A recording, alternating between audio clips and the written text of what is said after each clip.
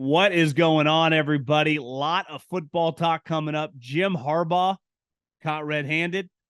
NFL trade deadline, the Eagles, Howie Roseman, the Chiefs. A lot going on with the NFL hierarchy.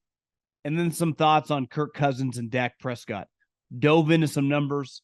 And we just dive into two of the most polarizing players, really, of my lifetime. So make sure you subscribe to the podcast, 3 and Out, wherever you may listen. Apple, Spotify, we got you covered. If you're watching this on YouTube, hammer that like button, subscribe to the page, leave a comment below in the description. As you can see, if you're watching this on the tube, the 3 and Out hat flex fit looks fantastic, especially on my bald head. Go to thevolume.com, and get yourself a hat. I got a bunch in my closet right here. So thevolume.com, we got merch. Go get it and go get it right now. Before we dive in to a lot of NFL and college football talk, do you guys know about my friends? They happen to be the official ticketing app of this podcast. I need you to grab your smartphone. And when you grab your smartphone, go to an app called the App Store and search in there for the Gametime app. Download that bad boy. You want to go to an NFL game? You want to go to a college game? The NBA starting. College basketball. You live in a college basketball area? Want to go check out a game? Concerts, comedy shows, Taylor Swift, Creed. I see they're kind of back up in the mix. Kirk Cousins is listening to them. Here's what you do. You go to Gametime. You sign up for a pair of tickets, anything you want. They have interactive ticketing maps that show you the price points, and you use a little promo code called John. John. John. That's my name. Get you $20 off your first pair of tickets. Cannot recommend them enough. $20 off first pair of tickets. I've been using them. You should too. Get out of the house. Go do something fun. Enjoy it with your wife, your girlfriend, your son, your father, your mother, and go have a night and do it on me. Save $20. And I don't even need a thank you. Just hammer that promo code, Gametime app, promo code John. Instead of starting with the National Football League, I'm going to start with Jim Harbaugh, who actually might be a coach in the NFL, right? He flirted with it a year and a half ago with Minnesota. It feels like they decided to go with Kevin O'Connell over him. He's clearly a polarizing individual. Many people believe that he has the best team in college football. He's obviously gotten over the hump the last couple years, getting into the playoffs, not winning a game, but beating Ohio State and kind of really resurrecting Michigan back to close to what they hired him to do. And the first time I found out about Jim Harbaugh as a coach, I was home for Thanksgiving during college. It would have been probably 05 or 06. And my father, who went to UCD, loved UC Davis athletics, played a little basketball there a long, long time ago, and just was a very loyal supporter of their basketball and football programs and was a season ticket holder. And he's like, we're going to go to the game. I'm like, who are they playing? He's like, this undefeated team. They got this really good quarterback from Oakland, and they are led by former NFL quarterback Jim Harbaugh. And we went and they kicked the UC Davis's ass. And I think that year Jim Harbaugh did not lose a game. And he went on, I'm pretty sure the next year probably would have been 06, get hired by Stanford in 07. And the rest is history. Resurrects that program, goes to the 49ers, now been at Michigan. And he's a polarizing individual. Pisses a lot of people off, a lot of people that are around him in the football world that I know, scouts that have gone through, people that work with the 49ers, think he's a whack job.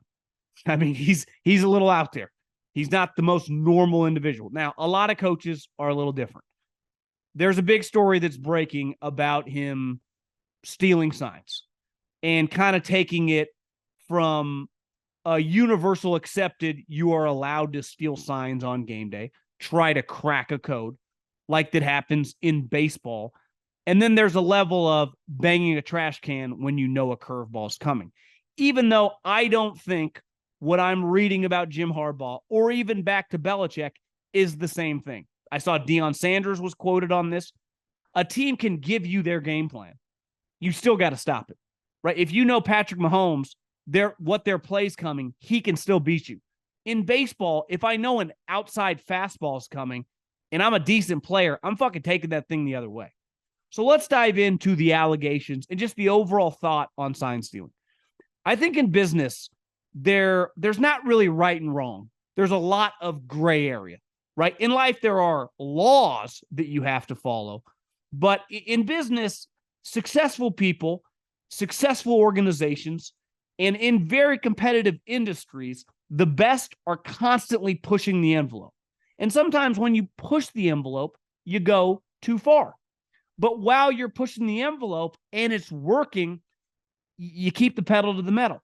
And go back to Belichick in 2007. I remember when I got to the NFL in 2010, sign stealing, when you went to games to advance scout, you had your binoculars on their sideline and trying to gain advantages to upcoming opponents. Now, there was a big difference of doing that when that team knew that you had another team's representative in the press box than having a guy on the sideline with a camera who was in Patriot gear. Belichick did what everyone else was doing. He just pushed it to the limit.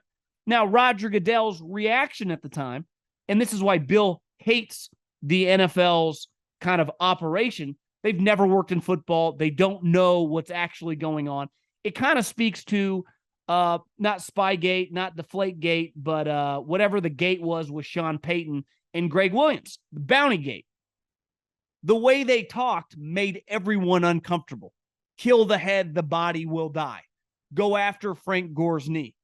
If I mic'd up every defensive coordinator that year, I promise you this, you would have heard a lot of that. Now, once it goes public, it makes people uncomfortable. That happens a lot. People love eating the sausage. They don't always want to know how the sausage is made. Now, once you get caught, a lot of people say certain things if they don't get caught, like that's a you problem. So Belichick, because Mangini knew what he was doing, caught him red-handed. And clearly word was out about Jim Harbaugh sending people, because it's not illegal on game day to look at their sideline and try to decipher their signs. It is illegal to send someone to a game, sit in the stands, and have them record teams. And there was pictures today of Jim Harbaugh against Ohio State, not him, but his staff members, with pictures of their signs that, because in college football, unlike the pros, there is no microphone in the helmet. And I was texting a couple of people today, one who's a GM of a major college football program. He's a top 10 program. My buddy Jeff Schwartz, who covers football closely and just knows all these people. It is kind of crazy that even in high school and obviously the pros, like in college, why they don't just allow the microphone and cut it off with 10 or 12 seconds left in the play clock. But a lot probably has to do with finances. Not every team potentially could afford it. I don't know. It doesn't make any sense to me, but it's the reality of the sport. So it's why forever, and I think the guy that really made this famous was Chip Kelly when he used to hold up the signs, right, with pictures of cartoons and Scott Van Pelt and pizza or whatever, because that's the only way to signal in the offense, right? When Andy Reid wants to talk to Patrick Mahomes or if Sean McVay wants to talk to Matt Stafford, he just does it through the headset into his helmet. Same thing with the defensive coordinator to his linebacker with the green dot. In college, it's not the same. You have to signal. So getting the people signs is a massive advantage. I'd argue in the pros, you have some signs. I don't even know if they're real or not. And none of it matters because I'm talking. That's why all these coaches hold the play sheet over their mouth. They don't want anyone to try to decipher what they're doing. Even though a guy like Brandon Staley keeps covering his mouth like, Brandon, none of your shit's working. But that's beside the point. So Jim Harbaugh, who gets this Marine Navy SEAL guy, thanks for your service, who clearly is equipped in how to do some, important shit. Well, this is probably pretty easy for him because the still shot, and I would imagine many people listening to this have seen it. And if you haven't, Google it, of the laminated sheet. They have, I don't know how many, it looked like 20 plus little squares on the laminated sheet of a guy with an arm in different angles. And clearly they know what those arm angles mean. And the moment you do the look at me offense, you get up to the line of scrimmage, you look at your offensive coordinator. The offensive coordinator has people in the booth telling you the defensive personnel, potentially what coverage they're in, tells them, and then they call the play from there. Where if you know what they're going to do, it's a massive advantage. I have no problem with stealing signs, just like I didn't when Belichick did it. I do understand, though, the rest of the league and the rest of college football going, listen, everyone's stealing signs, but we're all doing it the same way. When you're sending a person to a game beforehand, like the week or two before, and then using technology to film the signs out of the stands, that's crossing the line. My problem with this, there is too much money on the line to win conferences, to win divisions, to win football games on Saturday, to think that Jim Harbaugh is the only coach in the country who is essentially paying for a guy like this to run an operation like this. I just don't buy it. I am not that naive. I don't believe that for a second. I texted with a guy, told me, listed off a couple programs that quote unquote used to do it. He's like, I don't know if they still do. I just can't imagine that teams in the SEC, not going to name names, don't do this. I don't have knowledge. I don't have information, but I think it's fair to assume that there are other programs pushing the line. But here's the way the world works. When you get caught, like there are a lot of people fudging their taxes all over America.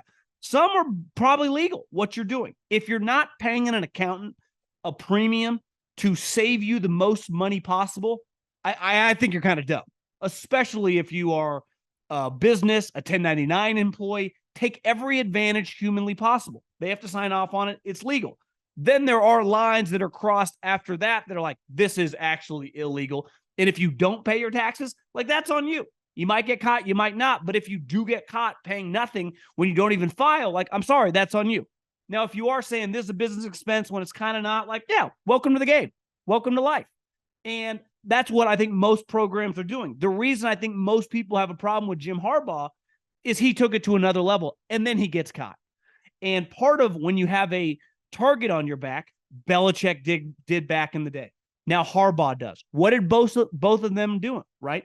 Who do you think turned Jim Harbaugh in? The Big Ten. What has Jim Harbaugh been doing the last 2.5 years in the Big Ten? Beating the shit out of everybody. What was Belichick doing in 2007? Rattling off Super Bowls. So when you piss people off and you're dominating, they want what you have. Know this. I promise you this. Everyone in your industry, if you are above them, wants what you have, right? Especially if you're a business owner. If your business is making the 10 million, you're taking a piece of their pie. They want that. And if they're ever able to get it, they will try. They will take you down. Football is no different. So Harbaugh has put this target on his back, kind of a weirdo, does weird stuff, just like Bill Belichick. And in football, it's very black and white. Are you beating me or not? Right? No one cares what Rutgers is doing. No one cares what Iowa's doing. When Michigan, when Ohio State, when Belichick, when Clemson, when Saban, when they start crossing the line and everyone finds out about it, they're going to turn them in. I heard stories about this back in the day with Baylor. Bob Stoops got up in a meeting and said, I know you guys are cheating, and I promise you we're going to turn your ass in. We don't like you guys. No one liked Art Briles. Nobody did. They all fucking said, like, you keep doing this bullshit, we're going to come after you, right? And they eventually got him for something else because so many people were looking into the guy. And I think you see the same thing with Jim Harbaugh. My overall take is, if you don't think, I don't care what you do, people are pushing the envelope to borderline cross the line to try to win, you'd have to have your head under the sand. And I don't think Harbaugh's alone on this. I just think he got caught. And the picture that I saw today on the internet, I mean, it's pretty clear he's got them all. Now, can they prove that someone was actually taping in the game? Because he could say, yeah, the guy wanted to go to the game. He sent some friends, some of his Marine friends. If they're able to get visual evidence of him with a camera at some of these other games, he's just going to be in trouble, right? I don't know what that means. I hate the NCAA, but this is going to get weird, and this is going to taint what sucks, just a fantastic season, a season that might result in a national championship, a season that might result in a guy having several NFL teams lined up to pay him, right? And I don't think that will change. You know who doesn't care at all about you taping signs or you cheating in college football? NFL teams. Pete Carroll was cheating his fucking ass off in the 2000s. You think he was just getting those players because they love Pete's positive attitude? Give me a break. Now, I've said it forever and ever. I've never been disingenuous about this. Players have been getting paid well before I was born. None of it bothered me. Brown bags, you didn't have to pay taxes. I promise you, USC was paying premiums for a lot of guys, and it was working, and everyone knew it. And then finally, they started cracking down on him. And what happened? They got popped. He bounced. You know who did not care? Seattle, when they paid him a lot of money to come. And I think the same thing will eventually happen to Jim Harbaugh, but there's no way around it. You can do what you have to do to win, but if it breaks a rule, if it breaks a law and you get caught, like, that is on you. And I think this is going to be a hard one for Jim to kind of shake unless he's got some incredible excuse. And let's face it, they've already kind of been after him. NBA fans, the wait is over. Basketball is back, and DraftKings Sportsbook, an official sports betting partner of the NBA, is celebrating with an unbeatable offer. New customers can score $200 instantly in bonus bets for throwing down $5 on the NBA. Win or lose, it doesn't matter. You'll start the season with an instant dub. And with DraftKings parlays, everyone's got a shot at even bigger basketball wins. String together multiple bets from the same game or build your parlay across multiple games for a shot at making your payday even sweeter. Basketball's more fun when you're in on the action. Download the DraftKings Sportsbook app now and use code JOHN. New customers can get $200 in bonus bets instantly for betting just $5. Only on DraftKings Sportsbook with code JOHN. The crown is yours. I was thinking about a couple things in regards to the NFL because last night, the 49ers had another bad game. They've lost 2 games in a row, and now the Eagles are in control of the NFC. They play the 49ers this year, but they get them at home.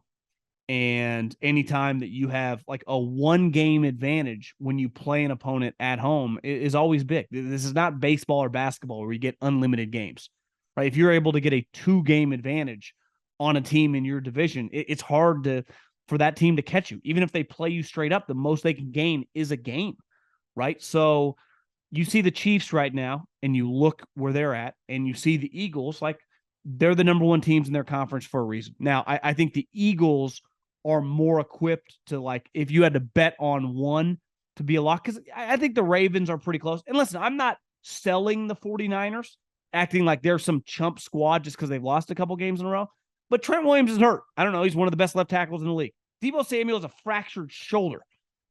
Christian McCaffrey, clearly getting shot up to play these games, has a torn oblique. And they do depend on a quarterback who's still, I think Brock Purdy's better than most of you, but he's still relatively unknown. And the Eagles have a $45 million guy who's proven like he can compete to be an MVP, even if he's playing a little weird. So when you look at, I was talking with someone about the Eagles' last trading for Kevin Byard, who I remember listening to one of the Bussin' with the Boys episodes, and they had on Vrabel, and they were kind of jabbing him about this guy was Vrabel's favorite player for the last 5 years. Team captain, the character, obviously the production, elite player, stud dude, a no-brainer to trade for. But I started texting a couple people in the league. I'm like, how can they just get this guy for basically a 5th and a 6th and some random player that they don't even like? And he's like, well, what you don't realize is to get a trade to go for a lot, like if Aaron Donald, if the Rams were like, we're cool with trading Aaron Donald, there would be several teams lined up, which would drive up the price. Last year, honestly, all you need is 2, right? Anyone who's bought a home, if you're bidding against another guy, you got to spend more to get the house, right? The reason the 49ers had to include a 2nd, a 3rd, and a 4th was because the Rams were willing to give a 2nd, a 3rd, and a 5th, right? So when you're bidding against other people, like, ultimately, who was bidding for this player? Because I think a lot of people go, how do they just get like a former All-Pro for nothing? Because how many teams are really going to be willing to trade for a guy who next year is going to make $14 million? You look around the league, you cut it in half. Half the league is either 500 or under and is not going to mortgage any draft picks for the short term. Then you look at the other half, cut that in half because they don't necessarily have a need, / maybe they don't have the picks, and they're not going to, if they do, blow their load for that position. Maybe it's like, well, we need to focus more with offensive line. We're more in need of a corner than a safety. We actually need a wide receiver. So the teams that would be interested might be 3 or 4. And for whatever reason, there might only be one that actually wants him. And that's what it felt like just happened with the Eagles. Like when the Eagles traded for A.J. Brown, if they would have put A.J. Brown on truly on the open market, like we're open for business, A.J. Brown's available, a ton of teams would have been lined up. And the Eagles had to pay for that, right? They gave a high first-round pick 16 or 17. They then pay A.J. Brown a lot of money. It's why Devontae, the Tyreek Hills, it costs a lot to acquire those players. But you can get other type players, especially either the trade deadline or in the offseason at the margins because of unique circumstances. Byard's a good example, right? Plays a position that isn't that valued, makes a lot of money, and even a lot of the good teams are just not going to trade much of value for a safety. You look at the Eagles, they've lost a couple nickel corners, and they need more depth there just with hybrid players in their defensive backfield. So they get involved, and who are they bidding against? Nobody. Do the Titans just want to give them away? Ideally not. But they realize, like, we're not going to get anything for him. We're not going to have this guy on our team next year for $14 million. And the Eagles kind of get a steal. Same thing with DeAndre Swift. He kind of had this knock for being like, the thing I thought is like kind of soft. And then I did some digging. It's like, it's weird. I'm watching him on the Eagles. I don't think he runs soft. It's like, yeah, he kind of got that label, but it was because he was always injured, not because he actually ran soft. If you watched him at Georgia, that was never the knock on. So he's going into his last year of the contract. Howie Roseman's not going to give him an extension, basically just renting him. And you look at the league, most people aren't willing to pay anything for a running back, let alone give some type of pick. So they get him for basically nothing, right? And then one of the biggest swings, Javon Hargrave made a big tackle for the Niners early in that game. And the Niners paid him 4 years, $80 million, and they gave him $40 million guaranteed. He was one of the better players on last year's Eagles team, who was obviously representing the NFC in the Super Bowl and just a dominant roster. Well, the Eagles let him walk, and they upgraded the position. So think about the Niners to get this guy. They stole the guy away from the Eagles. And usually anytime you can steal a guy, a star player, a key component to a defense or offense, to a team that you're probably going to have to go through is really your competition, is a no-brainer, especially if you have a need at that position. The problem for the 49ers, because it was a no-brainer for the Niners to sign this guy, is the Eagles lucked out, and lucked out's the wrong word. They had this ammo because they had the Saints pick that they were in position to draft a high-end player. And then because of the off the field, Jalen Carter falls to him, and they're able to get him at 9. And I think there's a chance. Are we sure that Jalen Carter, who looks fantastic this year, would be playing as well anywhere else? Like if you had put him in Atlanta, if you had put him in Seattle, I don't know. And no one disputed his talent, but clearly there were some major question marks, and the Eagles had the infrastructure. So they get to upgrade the player at a way cheaper price point. So I think part of the trade deadline is there are different levels, right? When you trade at the margins, the 49ers just traded nothing for Randy Gregory. If he gives 5 or 6 sacks, it's a home run. Also, if he doesn't work out or something weird happens, you can just cut him. Those are easy trades to make. Where it gets difficult, it's like Mike Evans is available. And I know this guy's not going to be available, but Aaron Donald's available. Back when Jalen Ramsey's available. A lot of teams think about doing it, but it's very, very expensive to do that, right? You're going to have to bid against other people, which is going to drive up the price. You're going to have to give a lot of draft resources. And sometimes you immediately regret doing something, right? Look at the Panthers.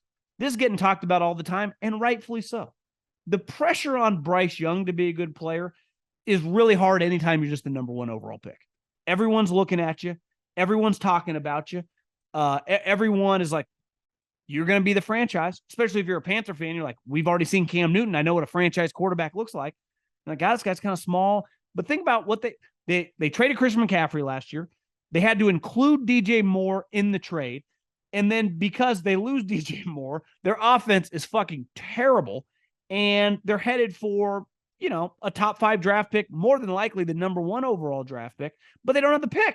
So because they're kind of bottoming out, they don't even get to reap the reward for bottoming out. So it's hard to improve. And I just think that these trades, like there are results in what you have to give up. There's a price, there's an opportunity cost. And anytime you start bidding on the better players, you're like, well, I'm going to have to pay a premium for this. Anything less than big time output getting back hurts, right? When the Rams traded for Von Miller a couple years ago, and they gave, I think they gave a second and a third, which was a lot given that they had already traded all these ones. So they were just going to have no picks. It's kind of where the meme of Les Snead saying, fuck them picks went viral. And Von Miller had to be good for them, right? It wasn't just anything less than what he gave them, a sack in week 17, a sack in every playoff game, a sack in the Super Bowl. It was all worth it. It was all worth it. But if he had not been a high-end player, it would have been a disaster. And it's why some of the times we've seen over the years when a team trades a second or third round pick and they're a fringe playoff team or a wild card team and that player is not good enough, you feel like you just wasted a draft pick because that draft pick is very, very valuable, right? Especially like for the Eagles, for example. A second or third round pick, when you're paying all these players a lot of money, is they look at it like a cost-controlled starter for the next 4 years, right? Part of making the Tyreek Hill trade for the Chiefs was we get a lot of picks, we're going to have some extra cap room, and we're going to have some wiggle room, but we got to hit on the picks. And what do? They hit on a ton of picks. And they're able to build their franchise because their quarterback's making so much money. This is what I said the other day about the Cleveland Browns. Next year, you're paying Deshaun Watson on your cap $63 million. Well, I'm pretty sure they still owe the Texans one more first-round pick. So they're not going to have their first-round pick. Could be wrong on that, but I'm pretty sure I'm right. And there's going to be a lot of pressure on the guys they draft in the mid to late rounds to hit on 3 or 4 of them because they're going to need their ability to start. It's why the Rams have been kind of impressive. They've hit on some picks, and they've just got some functional guys, and they're going to be an 8 or 9 win team because they had to get some cheap labor. They didn't have a choice. And then for the first time in a long time, this upcoming offseason, they're just going to have a normal set of picks. And they're going to be able to improve their team with cheaper labor. So there's a big balance. Anytime you have the opportunity to win the Super Bowl, you got to pull the trigger. And that's where I think it's going to get dicey for teams like Miami, who I do not think is a player away. Buffalo, who probably would have been a player away, but they have all these injuries on defense. I like, would you trade your first round pick, let's just say Mike Evans, to put him with Diggs and Kincaid? Like, I don't know. Is there a defensive player worth kind of breaking the bank for? Are you good enough? But also, do you kind of got to take big swings when you have Josh Allen under contract? If you're the Ravens, would you be willing to do something pretty bold? That's the best part about being the Chiefs. Everything's house money. You've already won a couple Super Bowls. You're kind of in control. If something that you can't pass up is laid out in front of you, you do. If not, you roll with your squad. You take your chances. So I think the key to this entire trade deadline is cost-benefit analysis, and it always is. But, like, how close am I, right? Like, if I'm Detroit, like, I'm just not doing anything. I got a young nucleus of guys. I'm probably a year away from truly being in a position to really make noise. I'm riding this out one more year, letting my guys develop. I'm not doing a deal like blowing a first-round pick on a guy when I'm probably a year away. But if I'm the Niners, if I'm the Eagles, if the right thing gets laid in front of me, fuck it, right? Anything less than a Super Bowl is a disappointment. And that's where, to me, the Chiefs now every year with Andy and Mahomes would be a disappointment if they don't win it. But they've already banked a couple, right? So it helps not winning it when you've won 2 in the last, 4 years. To me, the Niners or the Eagles, if they're not in the Super Bowl / winning it, it's a major disappointment. The Bills, they've been to one conference championship over the last several years. I think going to the conference championship is impressive for them. But when you pay a quarterback this much, when you've been so close, obviously you would love to taste that Super Bowl. So, to me, they're a team that's going to be very tempted. That wouldn't shock me if they kind of, shoot their load on something where you go, holy shit. To me, they got in their back pocket a trade just because of desperation that could make some people kind of their jaw drop. I love this time of year. I love the business, kind of the baseball element to this. I love that we have a lot of general managers that are willing to do this. I also think because of the wealth of the NFL, owners are more likely to take big contracts on. Obviously, you got to be able to fit it under your cap in the short term, but just trade for guys that are under contract after this year. And it makes the league fun. It's just an added element that's really kind of come, I don't know, the last half decade, the last 6-7 years, with the amount of younger, aggressive guys running teams. For a limited time, Verizon customers can get Netflix and NFL Plus for just $25 a month with Plus Play. That's $120 in annual savings. Plus Play is a platform where Verizon customers can shop, manage, and save on the subscriptions you already love, like Netflix and NFL Plus. With NFL Plus Premium, you get access to live games on mobile, NFL Red Zone, NFL Network, and more. Just go to Verizon.com/plusplay to bundle and save on Netflix and NFL Plus today for a limited time only.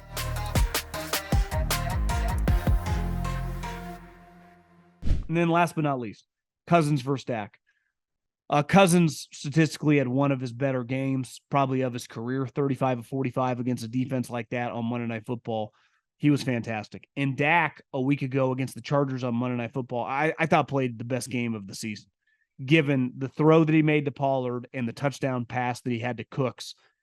And I think both of them are great test studies, right? I would like both as my quarterback if they're making 30% what the top quarterback's making. Just because you're in a given neighborhood, well, if your house is 5,000 square foot or your lot less than the house that sold for $1 million, doesn't mean your house, just because you're in the general vicinity, is also worth that. And I think sometimes just because you play quarterback and you're a more than functional player and you're a good player, you think, well, just I'm the next guy up.